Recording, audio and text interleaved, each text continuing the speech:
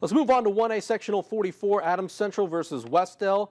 AC 7-0, Westdale 5-2. Warriors having a solid season. Shenandoah 6-1 versus Union City. And then on the back half of that bracket, you've got Monroe Central sitting there at 7-0, ranked 7th against 1-6 Southern Wells, and Anderson Prep against Tri-Central. Just based on the records, you see Monroe Central likely to be playing in the championship game of that sectional. But you got Adams Central against Westdale. What is Adams Central? These guys played in the first round of the playoffs, if I recall, last year. Westdale historically not that strong, but they put together a solid 5-2 season. Man, we talk about teams that didn't get a good draw. We talk about Bishop Luers was challenging. You got Adams Central has to go to Westdale. Then they'll have to go to Shenandoah, I believe, because it's the bottom part of the bracket. Shenandoah's on the road. And they'll probably get a home game. I don't know if they'll get a home game. Monroe Central may have to play 2 road games as well. That's true. So they may have to play 3 road games to win a sectional championship against 5-2, 6-1, 7-0. Have fun with that. That's very tough for Adams Central. Not saying they can't do it, but it's a good job. We talked about how it helps Woodland to play a challenging schedule late. Helps Adams Central tremendously to play Woodland, because all respect to Westdale, Shenandoah, and Monroe Central, Woodland is a better football team than any of those 3. And to play those week 9, win or lose, you're going to see what your quality of play is going to have to be to win this very tough sectional. Yeah, if you're Michael Mosier and you're sitting there as the bracket comes out, you have to be like, man, this is almost worst case scenario. I know, seriously. Like, I know that he'll probably embrace the challenge, and those guys down at Adams Central will say, all right, like, it's not going to be easy. We like it. It's going to be hard, but we're going to earn it.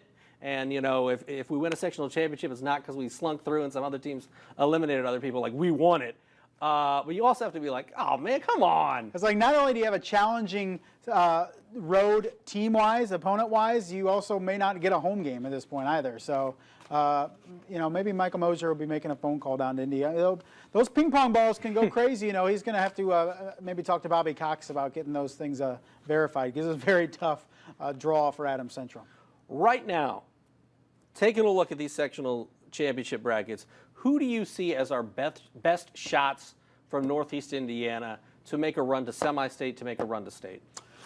You can make a case for any team, a lot of teams in each class, barring 6A. 6A is very tough because that regional is brutal.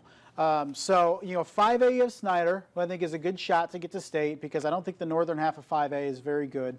Mishawaka sitting there, maybe the best challenge for Snyder. 4A, I think you got a plethora of teams you can make a case for, with Bishop Dwenger and New Haven and East Noble. I think any of those 3.